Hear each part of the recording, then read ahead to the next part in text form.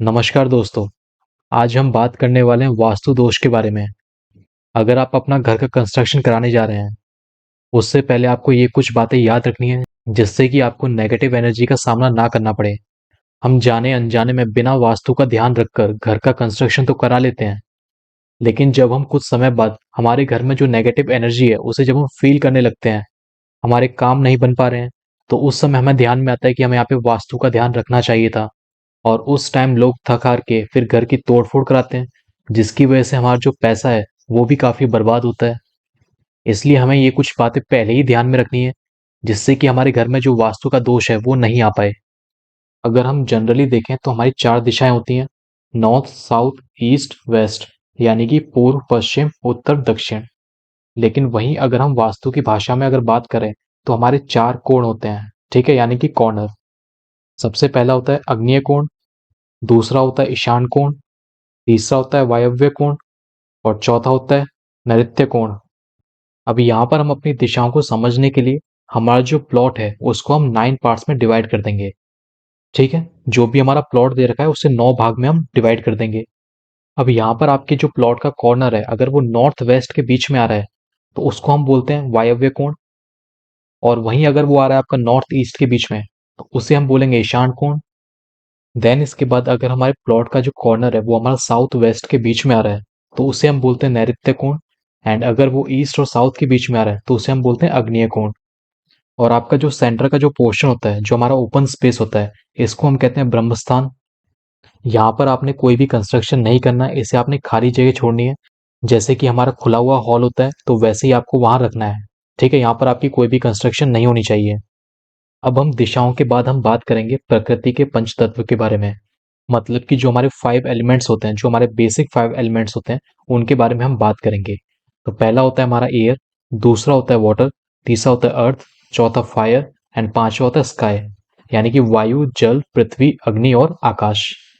अब यहाँ पर अगर हम बात करते हैं कि वास्तु के अंदर ये सिर्फ 5 तत्वों के बारे में ही क्यों बताया गया है, तो अगर यहाँ पर हम खुद का ही एग्जाम्पल लेकर बात करते हैं कि किसी भी इंसान को जीने के लिए ये 5 तत्व चाहिए ही चाहिए, इसके बिना आप जीवित नहीं रह सकते हैं। अब यहाँ पर आगे हम देखेंगे कि ये जो 5 पंच तत्व हैं और जो हमारी दिशा है, वो आपस में मेल किस तरीके से रखती हैं। तो सबसे पहले अगर हम बात करते हैं वायव्य कोण की, मतलब कि जो हमारा नॉर्थ वेस्ट कॉर्नर है, अगर हम उसकी बात करते हैं, तो वहां पर हमारा जो पंच तत्व रहता है वो रहता है वायु, यानी कि एयर।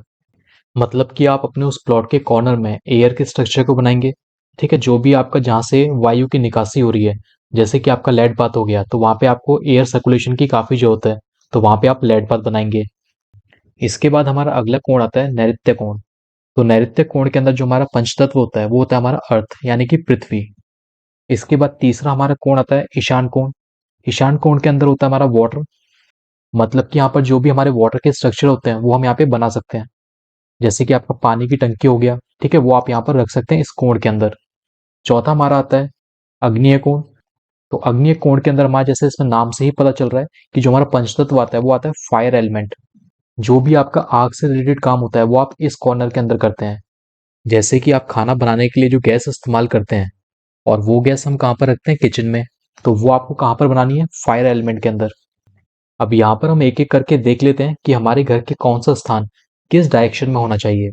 सबसे पहले हम बात करते हैं जो हमारा एंट्रेंस होता है या फिर जो हमारा मेन गेट है घर का, वो हमारा किस डायरेक्शन में होना चाहिए।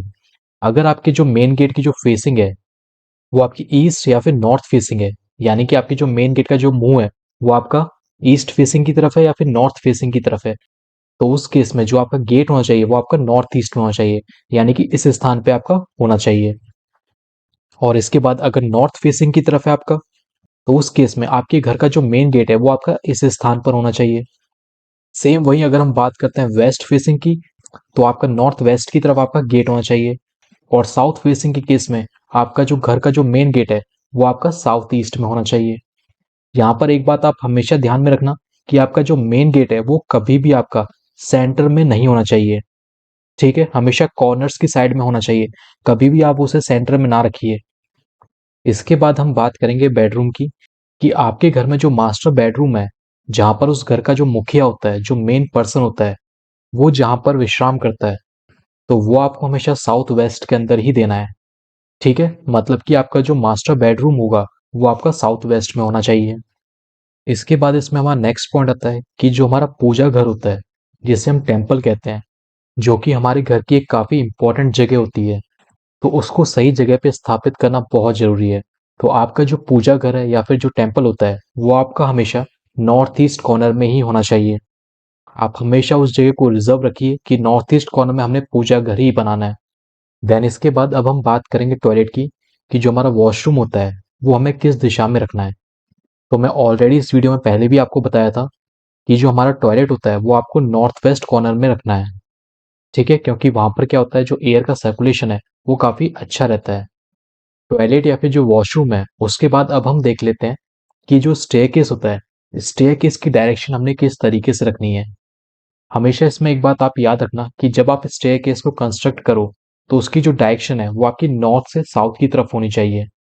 ठीक है, मतलब कि आपकी जो सीढ़ियां हैं वो नॉर्थ की तरफ से स्टार्ट होनी चाहिए एंड साउथ की तरफ फिनिश होनी चाहिए। और जो स्टेयरकेस है हमेशा क्लॉकवाइज डायरेक्शन में ही घूमनी चाहिए। ठीक है, जो हमारी घड़ी जिस तरीके से घूमती है उस तरह से ही आपकी जो सीढ़ियां हैं वो भी वैसे ही घूमनी चाहिए। एंटी क्लॉकवाइज घूमनी नहीं चाहिए। ठीक है, ऐसा नहीं है कि घड़ी के विपरीत दिशा में वो घूम रही है, नहीं, वो वास्तु के हिसाब से शुभ नहीं माना गया है। और अगर हम बात करें कौन सा शेप सबसे बेस्ट होता है स्टेयरकेस के लिए, तो जो हमारा यू शेप होता है उसे वास्तु के हिसाब से सबसे बेस्ट माना गया है। तो ये कुछ पॉइंट्स थे जो आपको ध्यान में रखना है जब आप घर की डिजाइनिंग कर रहे हैं, तो उस समय आपको वास्तु के इन पॉइंट्स का ध्यान रखना है। बाकी हम वास्तु के ऊपर इस चैनल पे और वीडियोस भी डालेंगे, तो आप वो वीडियोस भी देखिए। सो मिलते हैं हम अपने नेक्स्ट वीडियो में, तब तक के लिए नमस्कार।